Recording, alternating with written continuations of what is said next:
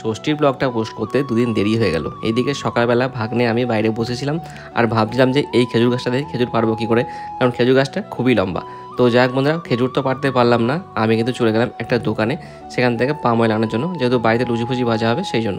তো যাই হোক বন্ধুরা, এখান থেকে কিন্তু পাম অয়েলটা নিয়ে আমি কিন্তু চলে আসলাম বাড়ি ফিরে স্নান খাওয়া দাওয়া করে এইদিকে এখন বেরোলাম আমাদের ষষ্ঠীতলা যাওয়ার জন্য। আর আমাদের ষষ্ঠীতলাটা হলো আমার পুরাতন দোকান যেখানে ছিল সেখানে। তো যাই হোক, আগে একটা গাছে ষষ্ঠী করা হতো, কিন্তু সেই গাছটা যেহেতু রাস্তা বড় হয়েছে ওই জন্য কেটে দেওয়া হয়েছে, সেই জন্য কিন্তু এখন এই গাছটায় ষষ্ঠী করা হয়। তো যাই হোক বন্ধুরা, পাড়ার লোকজন এবং বাড়ির সবাই ছিল এখানে, আর এবার কিন্তু লোকজন অনেকটা বেশি ছিল বলতে পারো। তো যাই হোক বন্ধুরা, এখন ষষ্ঠীতলা থেকে ফিরছি বাড়ি। আর এদিকে বাড়ি ফিরে কিন্তু ভাগ্নে, আমি এবং রিমি তিনজন মিলে বেরিয়ে পড়ি আমার শ্বশুরবাড়ি যাওয়ার জন্য। আর যাওয়ার আগে কিন্তু এখান থেকে মিষ্টি নিয়ে নিই এবং তারপর কিন্তু চলে আসি শ্বশুরবাড়ি। আর এইদিকে ওখানে গিয়ে দেখি যে রিমির দাদা বৌদি এখনও কিন্তু বাড়িতে রয়েছে। তো ভাবছিলাম ওদের নতুন ষষ্ঠী ওরা এখনো যায়নি কেন। তো পরে জানতে পারলাম যে ওরা ওখানে গিয়ে আবার চলে এসেছে, যেহেতু আমরা এসেছি ওই জন্য।